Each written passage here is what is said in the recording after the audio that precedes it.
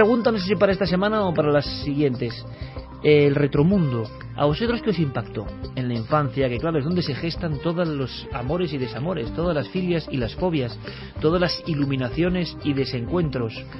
Es que además los que nacimos en los 70 venimos de una época... Pero también los jóvenes de hoy tienen sus códigos, sus símbolos, también hay cosas que les han marcado, nos pueden ayudar. Si queréis que recordamos cierta publicidad, ciertos objetos, ciertos alimentos, ciertas historias que nos marcaron, que tienen un porqué, retromundo. Vamos a intentarlo. Podéis sugerirnos cosas. Javi Pérez Campos acaba de decir una, ¿no? Sí, yo he recordado perfectamente, y además es que los he vuelto a encontrar en YouTube, unos cuentos terroríficos que me ponía mi padre para dormir por la noche y que de verdad yo me los he vuelto a escuchar ahora y entiendo perfectamente esta locura de dónde viene. O sea, has encontrado la raíz de tu misterio. ¿Qué quiere decir? Que ahora un joven puede reconectar, y cuando vuelves a escuchar algo que te marcó en la niñez, visual o auditivo, se produce ese curioso escalofrío. Eso es lo que queremos lograr. Hablamos de unos puños ahora mismo, ¿no, Carmen? Pues sí, yo hablaba de los puños de Mazinger Z. Yo por lo menos los tenía y me pegaba cada paliza con mi hermano, pero tremenda. Eran unos puños eran que geniales, ¿eh? Se sujetaban por dentro con una barra y tenían como una especie de muelle, Señor, y entonces la barra de dentro. rebotaba en la cara de tu contrincante. A mí mi primo Roberto me dejó sin respiración. Me hizo ponerme una armadura de plástico y me dijo, tú eres Grengus C3 y yo Mazinger. Y claro, me metí tiene 3 años más que yo, me metí el arreón, lo recuerdo muy bien, pero eran esas cosas de niños, ¿no? Santi, algo que te marqué profundamente. Me hablabas de publicidad políticamente incorrecta. Sí, claro, yo estudié publicidad y había, ahí la gente no es consciente de que antes se hacían anuncios que ahora serían inemitibles. Recuerdo uno en concreto de una marca que no voy a citar, de brandy, en el que una señora va a una pitonisa y le dice, ay, ¿por qué mi marido no me quiere? Habrá otra, tal. Y entonces hay unas escenas como de flashback en la que se ve que a la pobre mujer se le quema el asado o cualquier cosa así. Llega el marido, el energúmeno, y le pega un bofetón. Eso era un anuncio. Eso era un anuncio emitido en televisión. Claro, es que han cambiado mucho los tiempos. El tema es que ahora es que, vamos, es intolerable, ¿no? La pitonisa le dice, tú tienes que comprender que tu marido llega muy cansado de trabajar y lo que tienes que hacer es prepararle una copita y tenerle como un rey. O sea, años 70. Un poco antes, finales de los 60 sería. Es que finales de los 60 ya. Santi nos lleva a la arqueología pura, ¿eh?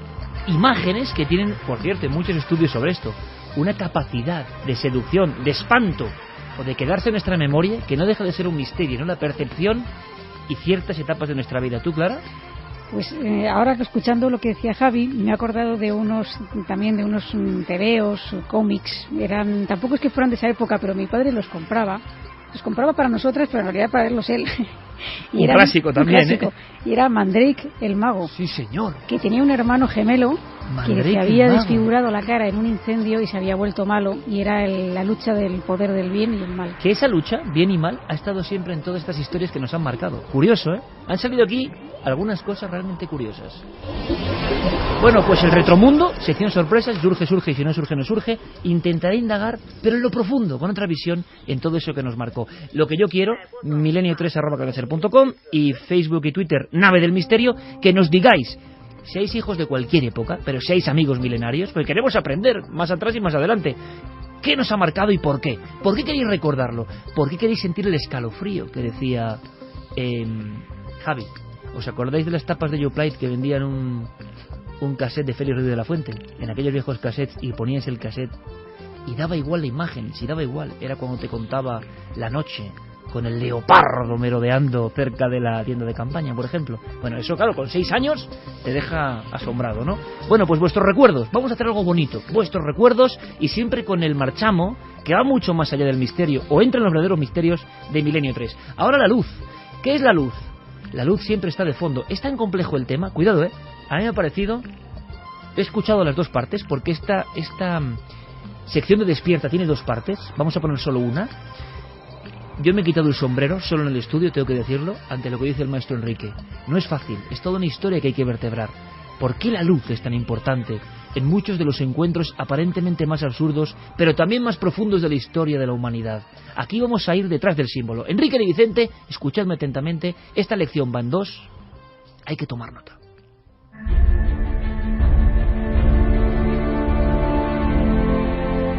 Recientemente discutíamos en Cuarto Milenio un episodio de abducción sucedido cerca de la localidad gallega de Tui.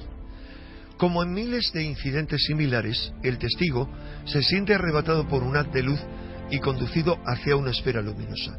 En el interior de la misma es también una sala de luz muy viva.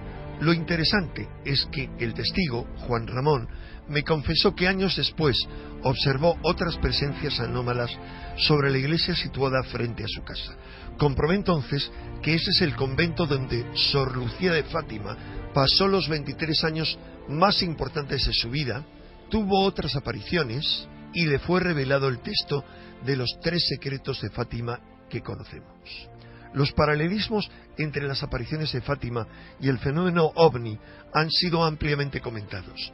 Bástenos decir que dichas apariciones comenzaban con la llegada visible de un globo luminoso al que un obispo presente calificó como el avioncito de la Virgen. Por ello, muchos han tendido a interpretar las apariciones marianas como manifestaciones extraterrestres encubiertas. Por el contrario, el abducido de Tui y otros interpretaban como ángeles a los seres que vieron dentro de la bola luminosa. No cabe suponer que ambas experiencias tuvieron lugar exclusivamente en la esfera de la imaginación, porque antes y después de cada aparición en Fátima, cientos de personas veían cómo una luz se acercaba hasta el árbol donde ésta tenía lugar, sus armas se curvaban y luego miles asistieron a lo que llamaron la danza del sol, mientras que algunos, situados a gran distancia, veían cómo un disco luminoso giraba sobre las nubes que cubrían el lugar. Y porque aunque el tío de Juan Ramón no parece haber sido abducido, quedó también paralizado durante 4 inexplicables horas. De su descripción y de la de otros abducidos, deducimos que el tiempo y el espacio ordinarios quedan misteriosamente congelados, mientras su experiencia ocurre en una realidad paralela. Hasta hace poco no teníamos casi atisbos de a qué podría corresponder esa otra realidad, que es la clave para empezar a entender la mayoría de los fenómenos anómalos o parafísicos, desde los ovnis hasta la aparición de criaturas extrañas, pasando por las apariciones que están en el origen de todos los movimientos religiosos, hasta las vivencias en otros mundos, experimentadas por los chamanes, en todos los rincones del planeta.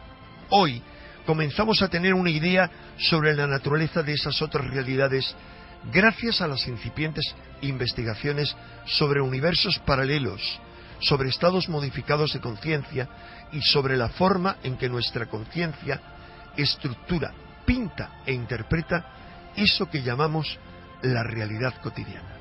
Los científicos comienzan a penetrar en esas realidades que son un océano infinitamente más vasto e inimaginable que la charca de agua en la que hasta ahora hemos vivido, aunque para ir avanzando en su comprensión se necesitará tiempo y sobre todo un cambio de paradigma o visión del mundo. Pero más allá del vaso de agua en el que a veces te ahogas, existen numerosas posibilidades que puedes explorar y experimentar. Despierta.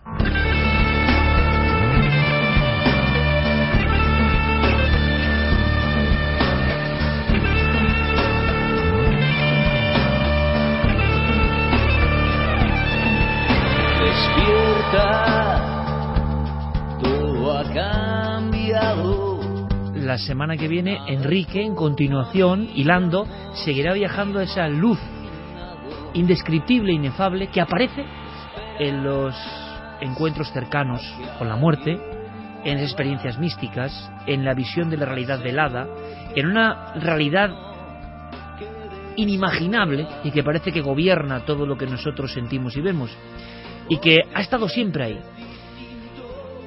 Yo creo que no es sencillo, de verdad. Yo le decía a Enrique cenando, en tono de humor, yo pasé a la historia, pero por una cosa, así, ¿no? Nada vanidoso, por haber conseguido que Enrique nos cuente cosas en 3 minutos. Os aseguro que es muy difícil, pero cuando se le obliga, y entre Fermín y yo lo hacemos, él es capaz de contar cosas que no son nada sencillas, porque son décadas de experimentaciones y de reflexiones, y no hay mucha gente que reflexione.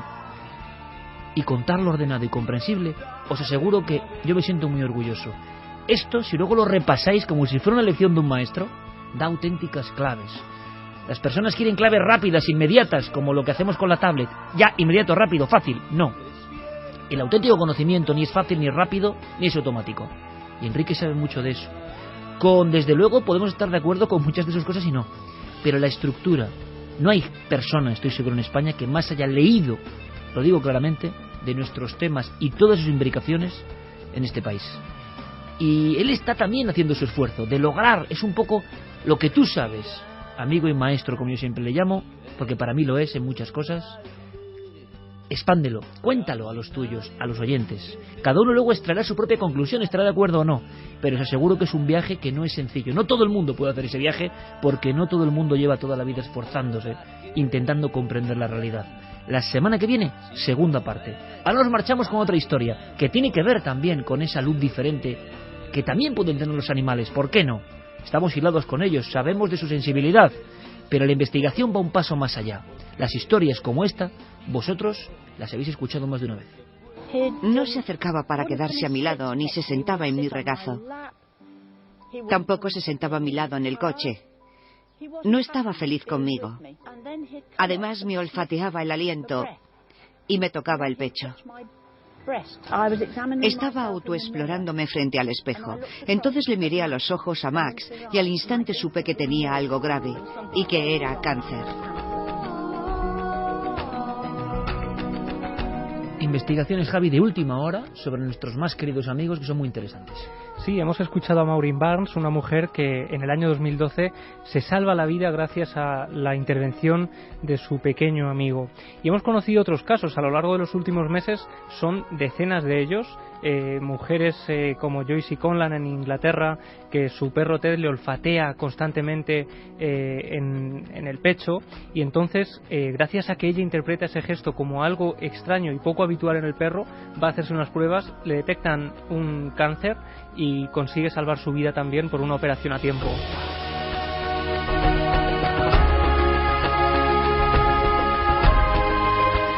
Pues bien, en 1989 ya empiezan los primeros estudios respecto a este tema, y es ni más ni menos que la prestigiosa The Lancet la que publica una serie de estudios que hablan de animales que podrían detectar tumores de vejiga, tumores de ovarios, de piel y de pulmón.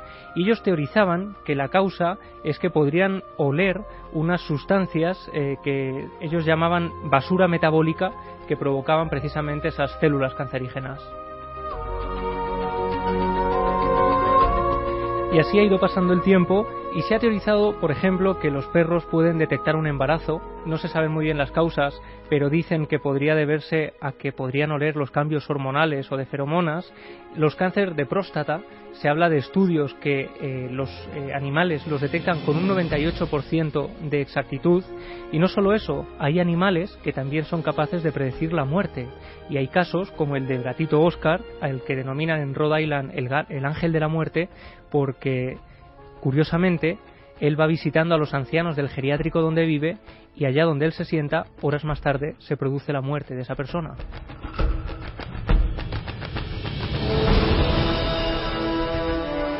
Pues todas estas investigaciones están empezando a ponerse en práctica y a dar una serie de situaciones útiles para personas que sufren todo tipo de enfermedades. Y no solo eso, sino que están llegando a España. En España ya hay asociaciones y otros centros donde se adiestra a perros para que puedan ser útiles a personas con diferentes enfermedades.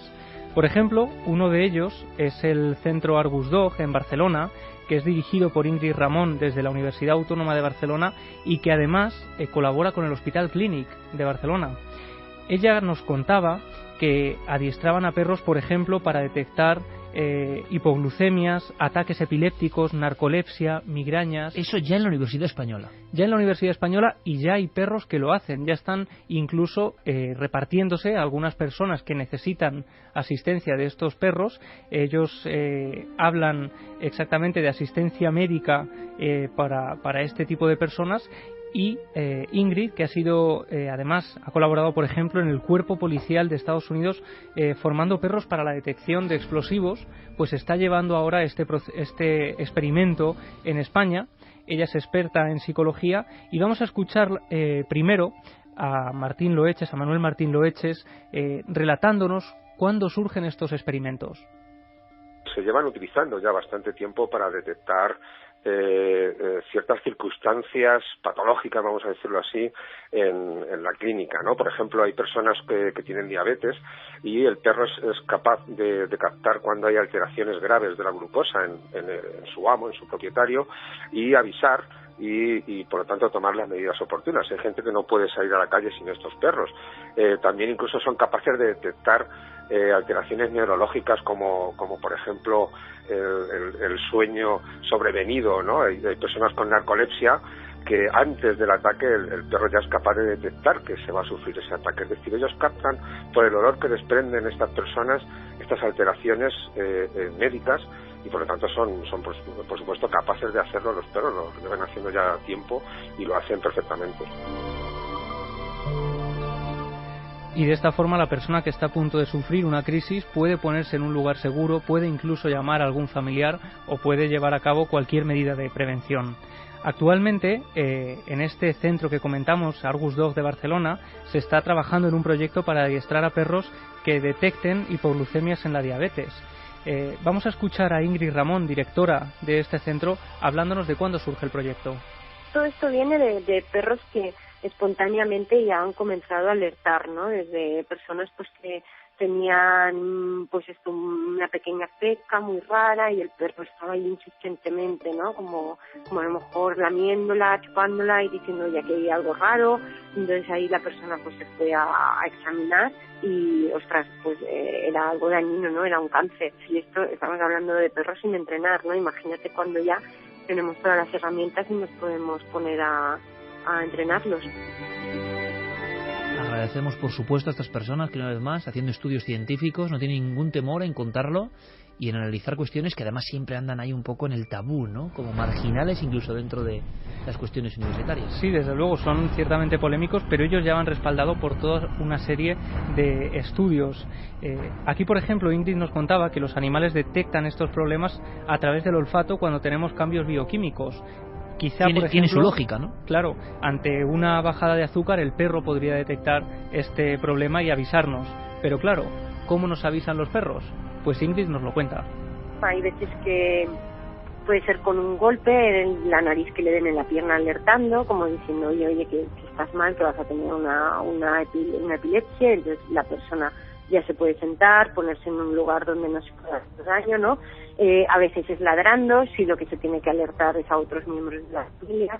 A veces puede ser rascando, ¿no? Es el que menos se utiliza, ¿no? Por temas de no llegar a hacer daño, pero puede ser de muchas maneras, ¿no? De una manera significativa, la persona ya tenemos acordada y sabe que simplemente es para esos casos, o ladra porque sí. Entonces el perro te puede advertir. El adiestramiento suele durar en aproximadamente un año, aunque a los 4 meses el perro, por ejemplo, ya puede detectar y marcar bajadas de azúcar. Se les enseña a través de un juego, él tiene que encontrar un determinado olor y si lo marca, se le da un premio. No solo eso, sino que esto ya se estaba haciendo en algunos países, pero está empezando a llegar a España a través de algún otro centro, por ejemplo en Zaragoza, en La Coruña.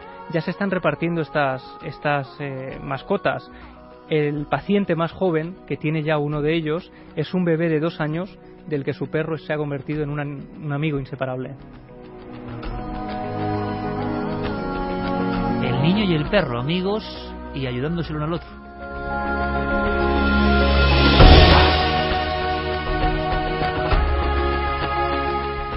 De momento, lo cierto es que cuando se resuelve un enigma, surgen otros tantos. Y aquí, claro, la pregunta que surge ahora es cómo detectan estos compuestos volátiles, por ejemplo, en el aliento, en las heces, en la orina. Pues es algo que todavía no tiene respuesta. Y por eso los nuevos estudios, las nuevas investigaciones se están centrando ahora en intentar detectar cuáles son esos llamados compuestos volátiles.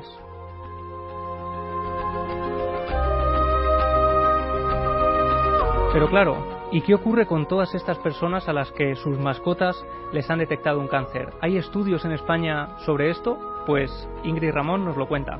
Sí, bueno, de hecho en otros países ya está demostrado, en muchos estudios, en muchos papers publicados sobre el tema y ya se sabe que los perros pueden detectar el cáncer perros entrenados, y en perros propiamente entrenados por gente profesional ya pueden detectar el cáncer con una fiabilidad del 90-95%, y de hecho algunas veces incluso que según que pruebas médicas, ¿no? O sea que esto demostrado ya está, ahora falta pues ponerlo a la práctica y que se pueda estandarizar un proceso y que esté bien hecho.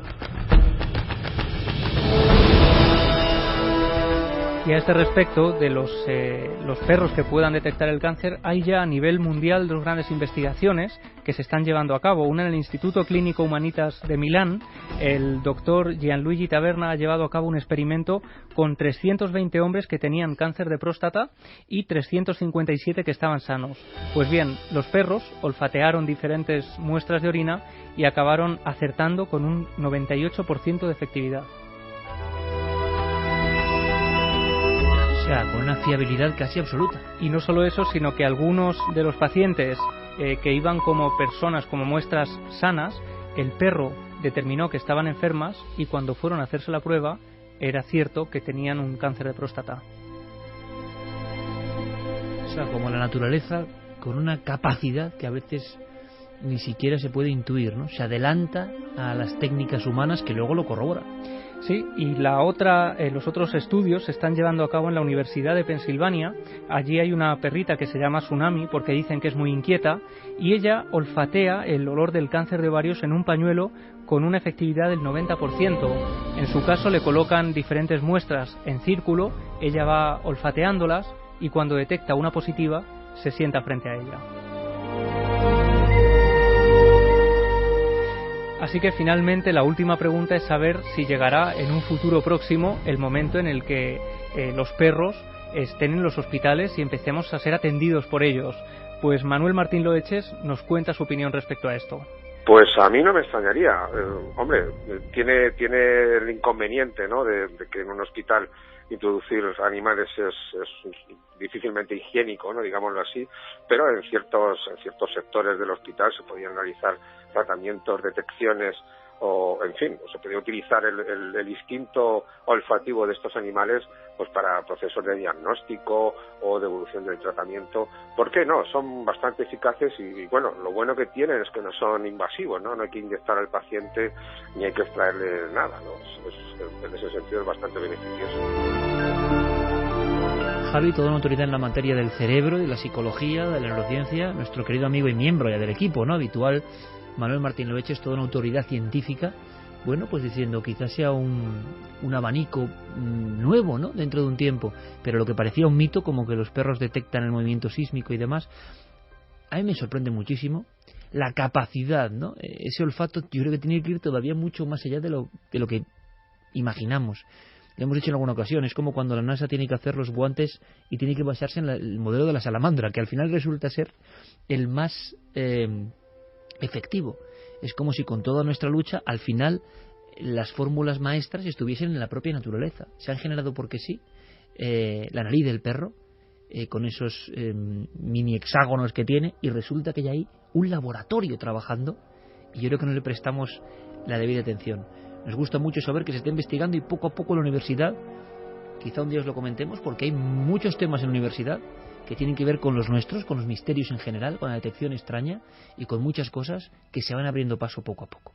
Gracias por la crónica, Javi. Ahora vamos con un tema que, mira, tú no habías nacido, bueno, ni yo, cuando esta película hizo furor, porque estaba llena de simbología, Santi, porque estaba llena de códigos. Como todas las obras maestras, tenía algo de hipnótico y tenía un montón de elementos que luego no se han resuelto del todo, cada uno hace su interpretación, pero en el fondo era: el hombre desafía la naturaleza, el hombre tiene un camino marcado, es su naturaleza seguir progresando, evolucionando, seguramente abandonar el planeta, pero esa tecnología a veces tiene sus peligros y se puede revelar. A veces el hombre diseña una máquina y la máquina puede que llegue un momento que no obedezca a su orden. Esto pasaba en el espacio. Stanley Kubrick, 2001, Odisea en el espacio. ¿Lees lo que te ordeno? ¿Me lees, Hal? ¿Lees lo que te ordeno, Hal? Desde luego, Dave. Le estoy leyendo. Pues abre la puerta de la cámara. Lo siento, Dave. Eso no me es posible. ¿Qué te lo impide? Usted sabe tan bien como yo qué es lo que me lo impide. ¿De qué estás hablando, Hal? Quiero demasiado esta máquina para permitir que usted la ponga en peligro. No acabo de entender a qué te refieres. Sé que usted y Frank estaban planeando desconectarme. Y eso es algo que yo no puedo permitir que suceda.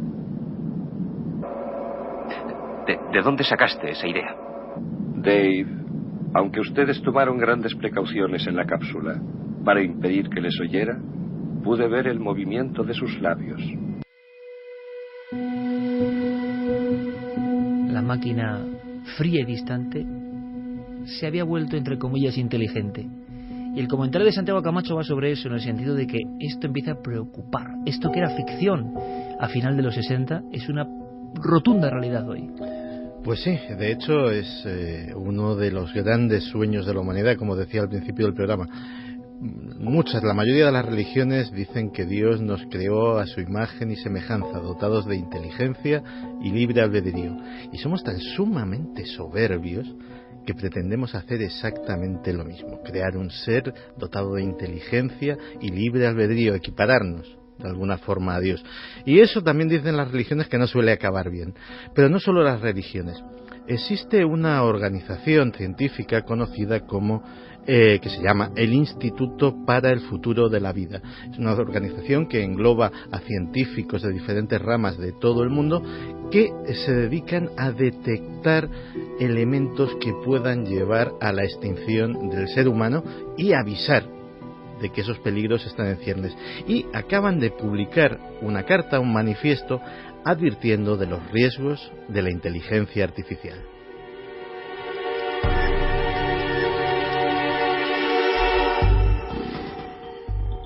Veamos lo que dicen algunos de los firmantes más prestigiosos, más conocidos de esta carta.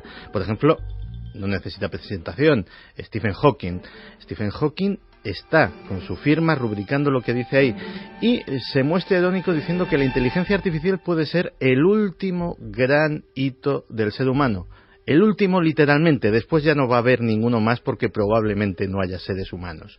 Otro de los firmantes es Elon Musk. Elon Musk es el equivalente en la vida real del Tony Stark de los cómics de Iron Man. Es un multimillonario, creador de PayPal, creador de Tesla Motors, creador de SpaceX, que tiene un contrato multimillonario con la NASA, de su propia agencia espacial privada, y él ha dicho textualmente: tenemos que ser muy cuidadosos con la inteligencia artificial. Es potencialmente muchísimo más peligrosa que las armas nucleares. Bill Gates también está rubricando eso. Bill Gates, que dice que no puede entender cómo a día de hoy hay gente que no esté preocupada por este asunto. O un personaje que parece sacado de ese retromundo de Iker Jiménez, Sir Clive Sinclair, el creador un mítico, ZX Spectrum. Exactamente, el creador del mítico Spectrum, que es el más pesimista de todos y dice que es el fin de la humanidad y es inevitable. Parece muy tremendo que mentes tan privilegiadas se expresen en estos términos tan rotundos. ¿Qué es lo que dice este manifiesto? Este manifiesto nos dice que la inteligencia lo es todo. Pensemos en los caballos. Hace miles de años, un monito debilucho, bajito, sin mucho potencial, consiguió domesticar a un animal enorme, fiero, majestuoso, montarse encima y basar buena parte de su civilización en ese animal. ¿Por qué? Porque era más inteligente. Porque había convencido a ese animal enorme que de una simple patada podía matarle o que podía huir de él de tal forma que no hubiese forma de agarrarlo, que él era más poderoso, que tenía un poder sobre él. ¿Qué hubiese sucedido si el caballo hubiese sido tan inteligente como ese hombre primitivo? Probablemente la civilización y la historia de la humanidad no hubiese sido la misma. Pues eso es precisamente de lo que están avisando, que podemos crear herramientas, compañeros, seres tan inteligentes o más que nosotros, que en un momento dado se nieguen a obedecer nuestras órdenes porque sepan perfectamente que no somos más poderosos que ellos.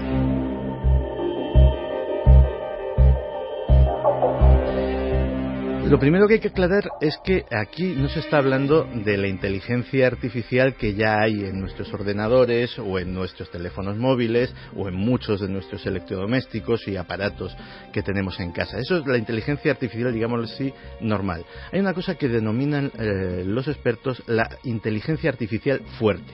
La inteligencia artificial fuerte todavía está en pañales. Es algo que culminará cuando cosas como, por ejemplo, la computación cuántica o antes se hablaba de redes neuronales, ahora ya se habla de nubes neuronales, de conectar inalámbricamente miles y miles de sistemas que interactúen entre ellos y cooperen para crear casi un cerebro colectivo. Entonces estaremos hablando de esa inteligencia artificial fuerte que sería equiparable a la inteligencia humana. Es decir, la inteligencia artificial normal básicamente se basa en los algoritmos, en las fórmulas que le metemos para resolver cosas. La inteligencia artificial fuerte sería capaz de resolver cualquier problema planteado e inventar soluciones creativas para hacerlo. Pues bien, ese futuro, ese umbral, nos lo están poniendo los miembros de ese Instituto para el Futuro de la Vida en 15, 20, 25 años a lo sumo. ¿Y qué les preocupa? Pues dice, por ejemplo, el texto de este manifiesto. Las presiones militares y económicas están impulsando el rápido desarrollo de sistemas autónomos y estas presiones están causando que los diseñadores de estos sistemas presten una atención inadecuada a las consecuencias imprevistas. Se está buscando resultados muy rápidos, pero no se está pensando en las posibles consecuencias que puede traer esto. Tú hablabas hace un rato de la singularidad. La singularidad no solamente se basa en el crecimiento del hardware, de las máquinas. No, ese crecimiento exponencial de la capacidad de proceso también va en el software, también va en los programas, la inteligencia de esas máquinas. Y cuando llegue esa singularidad, estaremos hablando de que serán máquinas las que se diseñen a sí mismas, las que diseñen otras máquinas, serán máquinas las que programen a otras máquinas, y probablemente cuando un ingeniero quiera meterse y adentrarse en los secretos del último microprocesador cuántico, no se sabe con qué tecnología o con qué materiales, o quiera decodificar los millones y millones y millones, trillones de líneas de un sistema operativo, descubra que no tiene capacidad para entenderlo, que la máquina la ha sobrepasado y que lo que está sucediendo dentro de esa máquina es prácticamente indistinguible de la magia.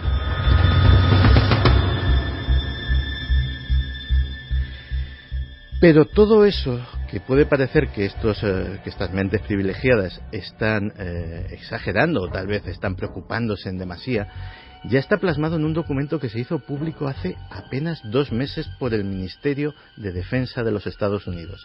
Se llamaba el documento de 72 páginas, Iniciativa de Innovación en Defensa.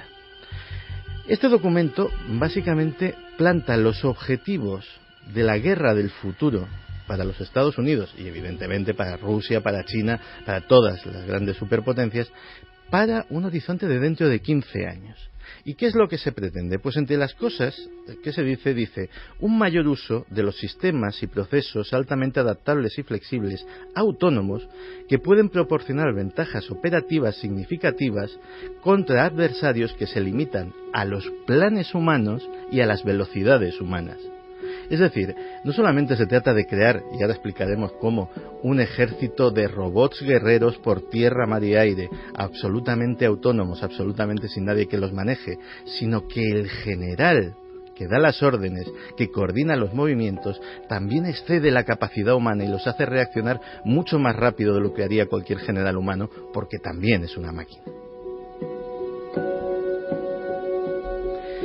¿Y cómo pretenden crear esto? Pues se habla en este documento, Iniciativa de Innovación de la Defensa, de la nube robótica. Crear, ya hay drones, lo hemos visto en películas, lo vemos en las noticias, hay drones militares que de momento son guiados por seres humanos que desde a lo mejor una base aérea en Texas están bombardeando al Estado Islámico en Siria o Irak. Pues bien, lo que se pretende es que cada vez más se vayan implementando drones que sean absolutamente autónomos.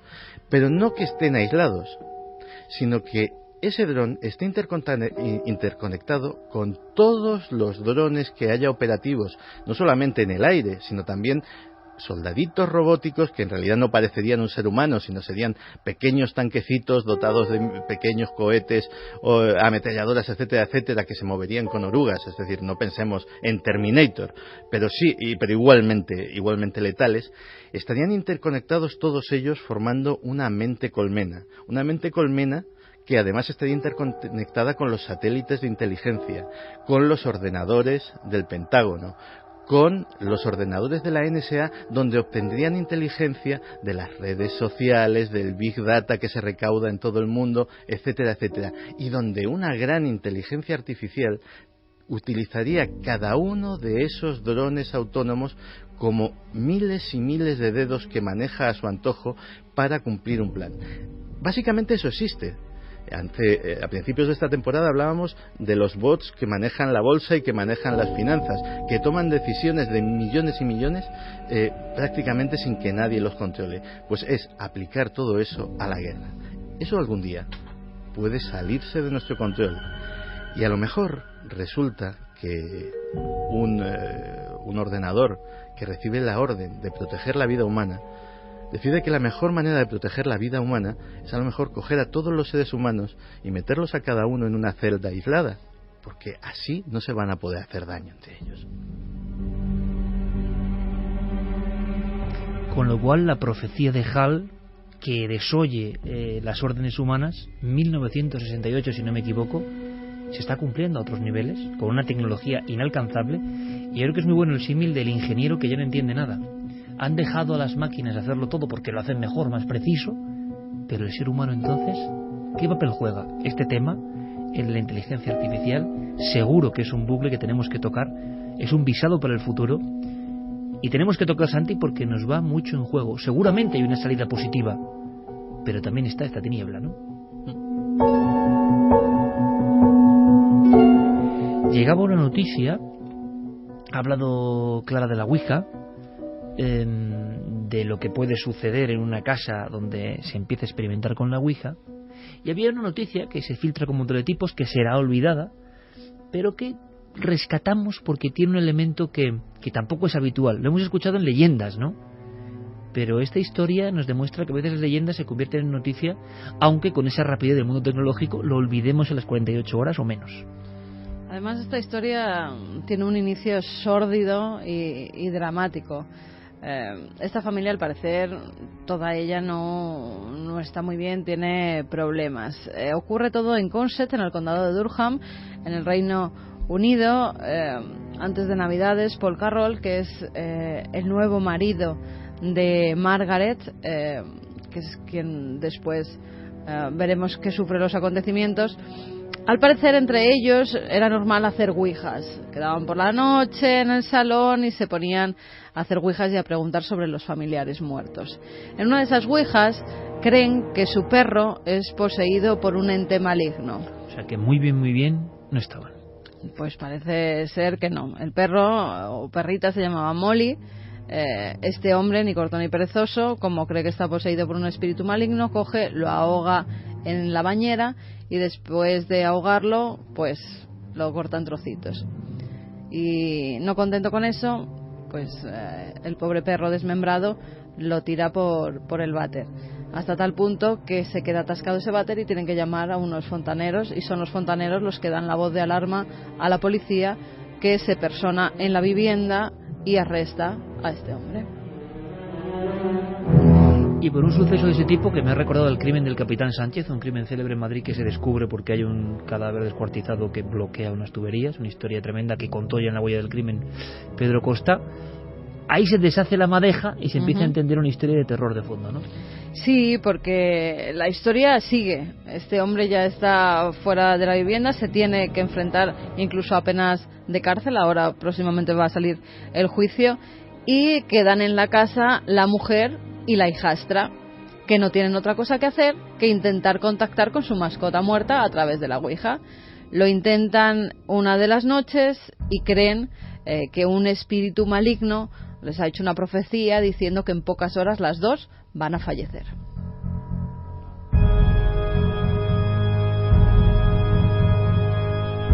Hasta tal punto se quedan inquietas que se lo cuentan a un vecino.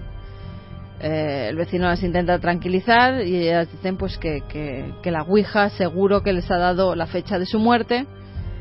Lo que ocurre es que justo unas horas después, a las 8:45 de la mañana de ese mismo día, de repente se oye una explosión y un incendio y estas dos mujeres gravemente quemadas. ¿Y se sabe algo más?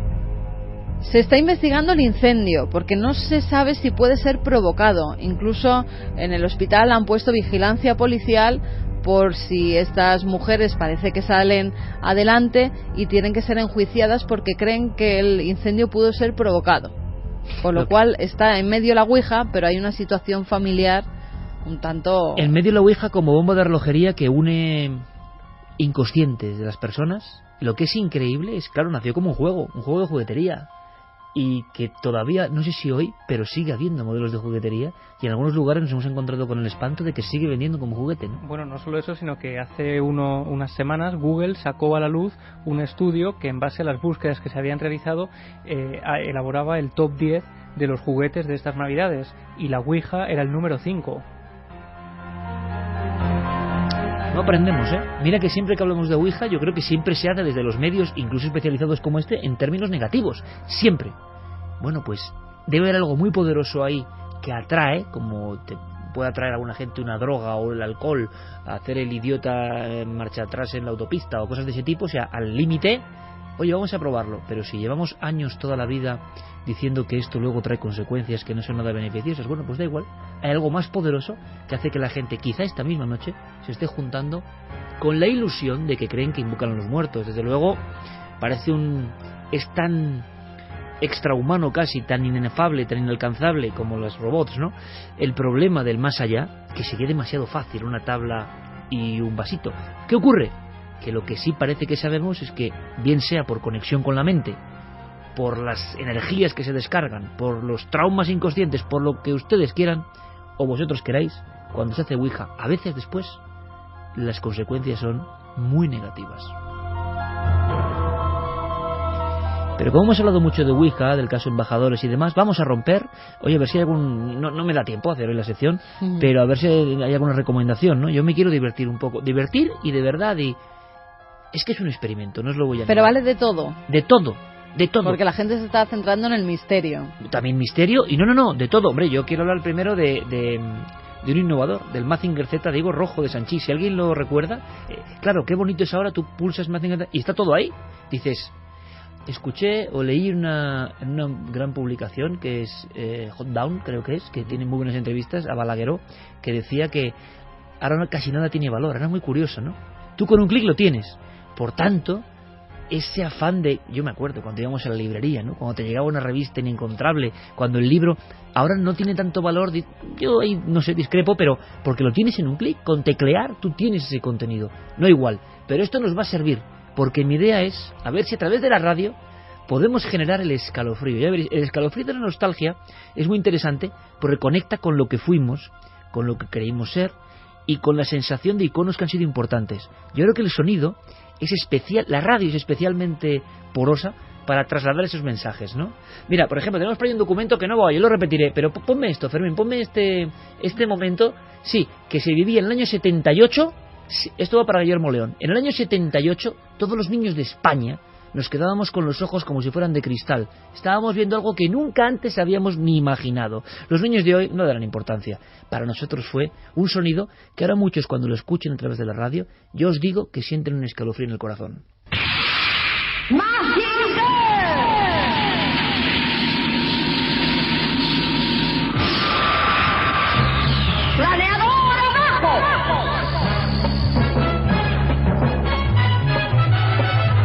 Bueno, pues esta serie de la que soy fan marcó mi vida absolutamente. Quizá tenga algo que ver con el rumbo de mi vida, ¿eh?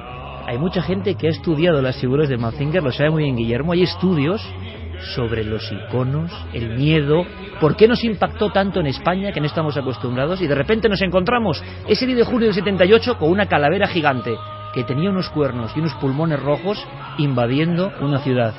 Eso ahora no impresiona, en su época sí. Y había toda una serie de historias que podríamos contar. Pero esto será en el futuro.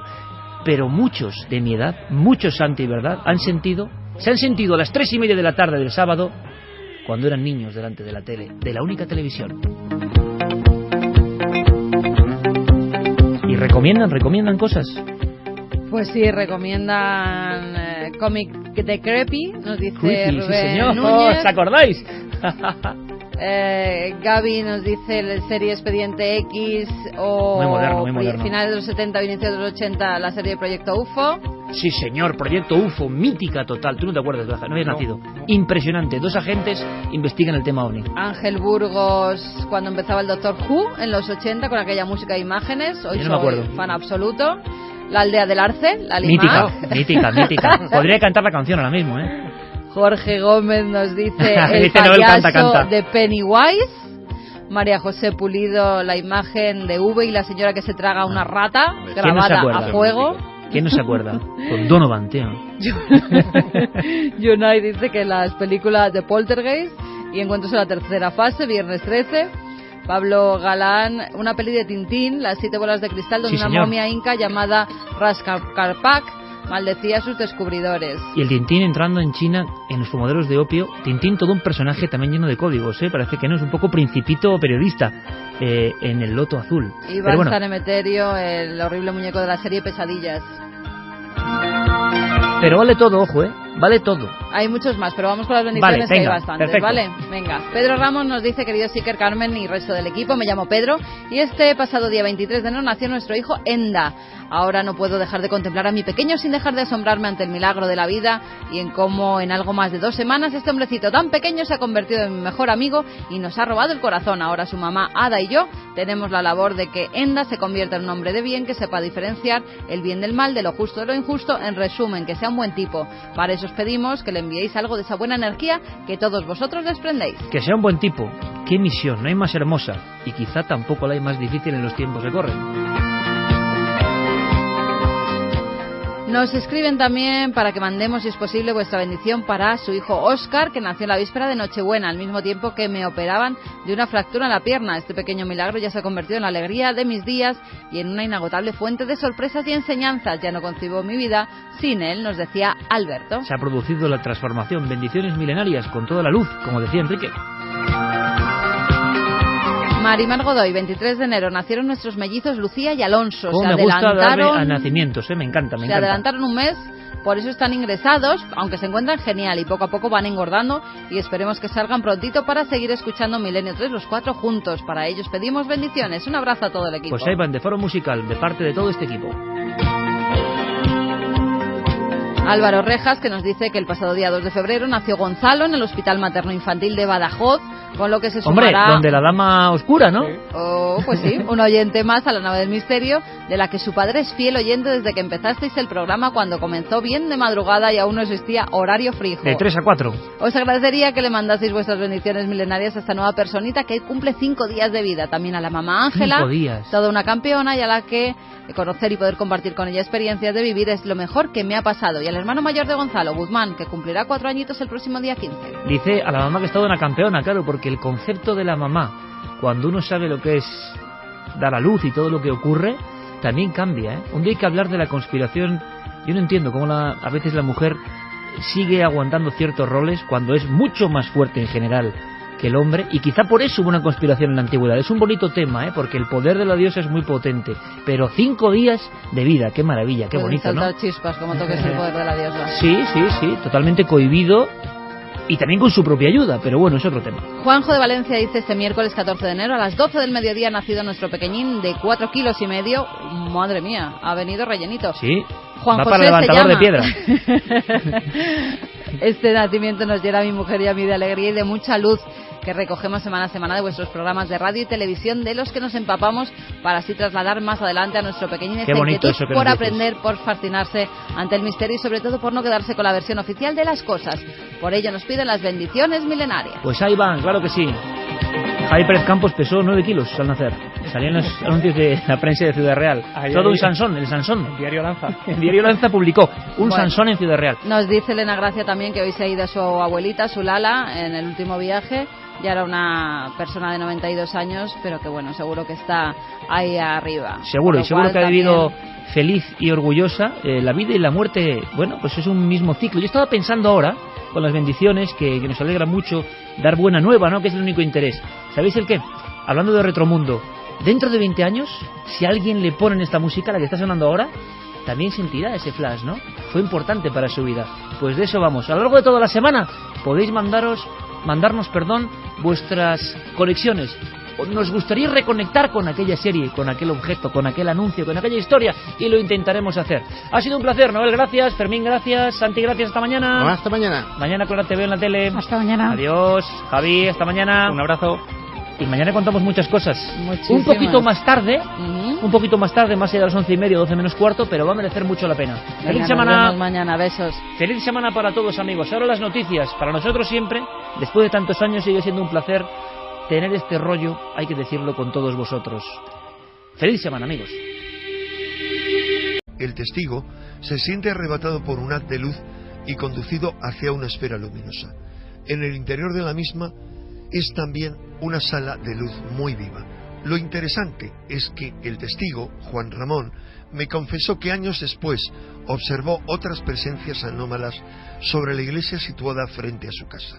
Comprobé entonces que ese es el convento donde Sor Lucía de Fátima pasó los 23 años más importantes de su vida, tuvo otras apariciones y le fue revelado el texto de los 3 secretos de Fátima que conocemos. Los paralelismos entre las apariciones de Fátima y el fenómeno ovni han sido ampliamente comentados. Bástenos decir que dichas apariciones comenzaban con la llegada visible de un globo luminoso al que un obispo presente calificó como el avioncito de la Virgen. Por ello, muchos han tendido a interpretar las apariciones marianas como manifestaciones extraterrestres encubiertas. Por el contrario, el abducido de Tui y otros interpretaban como ángeles a los seres que vieron dentro de la bola luminosa. No cabe suponer que ambas experiencias tuvieron lugar exclusivamente en la esfera de la imaginación, porque antes y después de cada aparición en Fátima, cientos de personas veían cómo una luz se acercaba hasta el árbol donde ésta tenía lugar, sus armas se curvaban, y luego miles asistieron a lo que llamaron la danza del sol, mientras que algunos, situados a gran distancia, veían cómo un disco luminoso giraba sobre las nubes que cubrían el lugar. Y porque aunque el tío de Juan Ramón no parece haber sido abducido, quedó también paralizado durante 4 inexplicables horas. De su descripción y de la de otros abducidos, deducimos que el tiempo y el espacio ordinarios quedan misteriosamente congelados, mientras su experiencia ocurre en una realidad paralela. Hasta hace poco no teníamos casi atisbos de a qué podría corresponder esa otra realidad, que es la clave para empezar a entender la mayoría de los fenómenos anómalos o parafísicos, desde los ovnis hasta la aparición de criaturas extrañas, pasando por las apariciones que están en el origen de todos los movimientos religiosos, hasta las vivencias en otros mundos, experimentadas por los chamanes, en todos los rincones del planeta.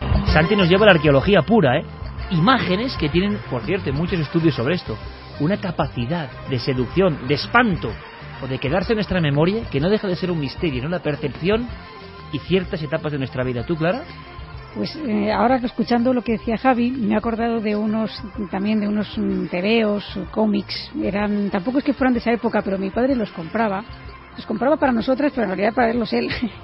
Y un clásico también, clásico. Y era Mandrake el mago. Sí, señor. Que tenía un hermano gemelo Mandrake, que se había desfigurado la cara en un incendio y se había vuelto malo, y era la lucha del poder del bien y el mal. Que esa lucha, bien y mal, ha estado siempre en todas estas historias que nos han marcado. Curioso, ¿eh? Han salido aquí algunas cosas realmente curiosas.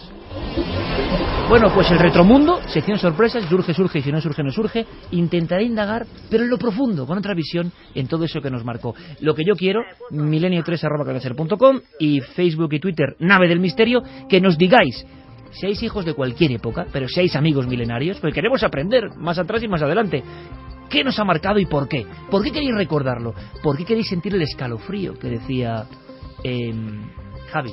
¿Os acordáis de las tapas de Yoplait que vendían un cassette de Félix Ruiz de la Fuente? En aquellos viejos cassettes, y poníais el cassette y daba igual la imagen, si daba igual, era cuando te contaba la noche con el leopardo merodeando cerca de la tienda de campaña, por ejemplo. Bueno, eso claro, con 6 años te deja asombrado, ¿no? Bueno, pues vuestros recuerdos, vamos a hacer algo bonito, vuestros recuerdos, y siempre con el marchamo, que va mucho más allá del misterio, o entra en los verdaderos misterios de Milenio 3. Ahora la luz. ¿Qué es la luz? La luz siempre está de fondo. Es tan complejo el tema, cuidado, a mí me ha parecido, he escuchado las dos partes, porque esta sección de Despierta tiene 2 partes, vamos a poner solo una. Yo me he quitado el sombrero, solo en el estudio, tengo que decirlo, ante lo que dice el maestro Enrique. No es fácil, es toda una historia que hay que vertebrar. ¿Por qué la luz es tan importante en muchos de los encuentros aparentemente más absurdos, pero también más profundos de la historia de la humanidad? Aquí vamos a ir detrás del símbolo. Enrique y Vicente, escuchadme atentamente, esta lección va en 2, hay que tomar nota.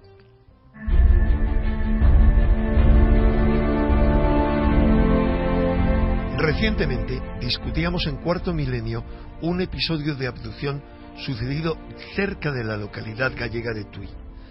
Como en miles de incidentes similares... Acuerdo con muchas de sus cosas y no, pero la estructura, no hay persona, estoy seguro, en España que más haya leído, lo digo claramente, de nuestros temas y todas sus imbricaciones en este país. Y él está también haciendo su esfuerzo de lograr, es un poco lo que tú sabes, amigo y maestro, como yo siempre le llamo, porque para mí lo es en muchas cosas. Expándelo, cuéntalo a los tuyos, a los oyentes. Cada uno luego extraerá su propia conclusión, estará de acuerdo o no, pero os aseguro que es un viaje que no es sencillo. No todo el mundo puede hacer ese viaje, porque no todo el mundo lleva toda la vida esforzándose, intentando comprender la realidad. La semana que viene, segunda parte. Ahora nos marchamos con otra historia, que tiene que ver también con esa luz diferente, que también pueden tener los animales, ¿por qué no? Estamos hilados con ellos, sabemos de su sensibilidad, pero la investigación va un paso más allá. Las historias como esta, vosotros las habéis escuchado más de una vez. No se acercaba para quedarse a mi lado, ni se sentaba en mi regazo. Tampoco se sentaba a mi lado en el coche. No estaba feliz conmigo. Además, me olfateaba el aliento y me tocaba el pecho. Estaba autoexplorándome frente al espejo. Entonces le miré a los ojos a Max y al instante supe que tenía algo grave y que era cáncer. Investigaciones, Javi, de última hora sobre nuestros más queridos amigos, que son muy interesantes. Sí, hemos escuchado a Maureen Barnes, una mujer que en el año 2012 se salva la vida gracias a la intervención de su pequeño amigo. Y hemos conocido otros casos a lo largo de los últimos meses, son decenas de ellos, mujeres como Joyce Conlan en Inglaterra, que su perro Ted le olfatea constantemente en el pecho, y entonces gracias a que ella interpreta ese gesto como algo extraño y poco habitual en el perro, va a hacerse unas pruebas, le detectan un cáncer y consigue salvar su vida también por una operación a tiempo.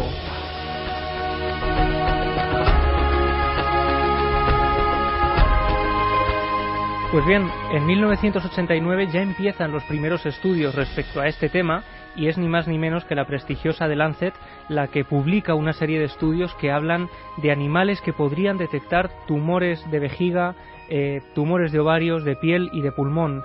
Y ellos teorizaban que la causa es que podrían oler unas sustancias que ellos llamaban basura metabólica, que provocaban precisamente... Hoy comenzamos a tener una idea sobre la naturaleza de esas otras realidades gracias a las incipientes investigaciones sobre universos paralelos, sobre estados modificados de conciencia y sobre la forma en que nuestra conciencia estructura, pinta e interpreta eso que llamamos la realidad cotidiana.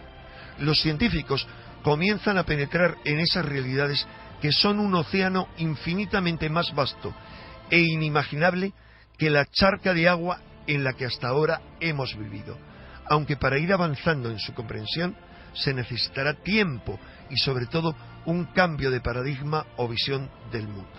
Pero más allá del vaso de agua en el que a veces te ahogas, existen numerosas posibilidades que puedes explorar y experimentar. Despierta.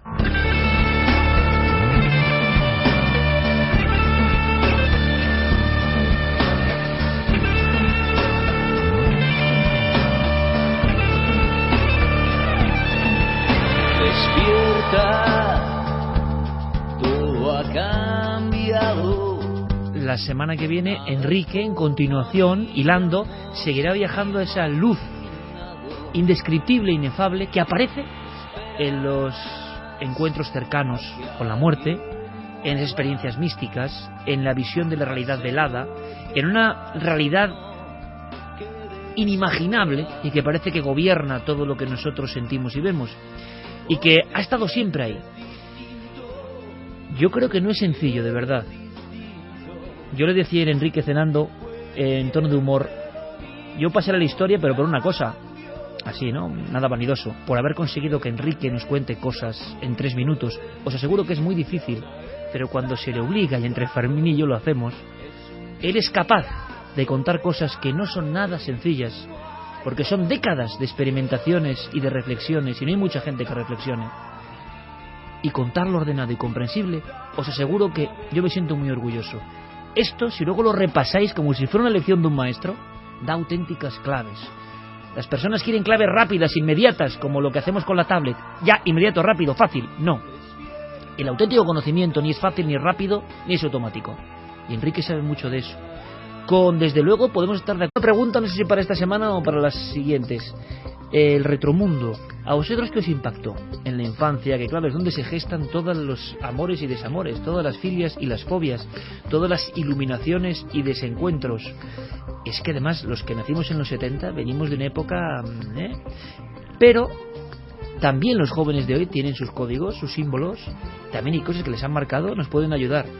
Si queréis que recordamos cierta publicidad, ciertos objetos, ciertos alimentos, ciertas historias que nos marcaron, que tienen un porqué, retromundo. Vamos a intentarlo. Podéis sugerirnos cosas. Javi Pérez Campos acaba de decir una, ¿no? Sí, yo he recordado perfectamente, y además es que los he vuelto a encontrar en YouTube, unos cuentos terroríficos que me ponía mi padre para dormir por la noche, y que de verdad yo me los he vuelto a escuchar ahora y entiendo perfectamente esta locura de dónde viene. O sea, has encontrado la raíz de tu misterio. ¿Qué quiere decir? Que ahora un joven puede reconectar, y cuando vuelves a escuchar algo que te marcó en la niñez, visual o auditivo, se produce ese curioso escalofrío. Eso es lo que queremos lograr. Hablamos de unos puños ahora mismo, ¿no, Carmen? Pues sí, yo hablaba de los puños de Mazinger Z. Yo por lo menos los tenía y me pegaba cada paliza con mi hermano, pero tremenda. Eran unos puños eran geniales, ¿eh? Se sujetaban por dentro con una barra y tenían como una especie de muelle, Señor, y entonces la barra de dentro. Rebotaba en la cara de tu contrincante. A mí mi primo Roberto me dejó sin respiración. Me hizo ponerme una armadura de plástico y me dijo, tú eres Grengus T3 y yo Mazinger. Y claro, me metió tiene 3 años más que yo, me metió el arreón, lo recuerdo muy bien, pero eran esas cosas de niños, ¿no? Santi, algo que te marqué profundamente. Me hablabas de publicidad políticamente incorrecta. Sí, claro, yo estudié publicidad y había... ahí la gente no es consciente de que antes se hacían anuncios que ahora serían inemitibles. Recuerdo uno en concreto de una marca que no voy a citar, de brandy, en el que una señora va a una pitonisa y dice, ay, ¿por qué mi marido no me quiere? Habrá otra, tal. Y entonces hay unas escenas como de flashback en la que se ve que a la pobre mujer se le quema el asado o cualquier cosa así.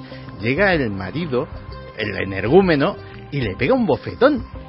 Eso era un anuncio. Eso era un anuncio emitido en televisión. Claro, es que han cambiado mucho los tiempos. El tema gente ahora es que, vamos, es intolerable, ¿no? La pitonisa le dice, tú tienes que comprender que tu marido llega muy cansado de trabajar y lo que tienes que hacer es prepararle una copita y tenerle como un rey. O sea, años 70. Un poco antes, finales de los 60 sería. Es que finales de los 60 ya.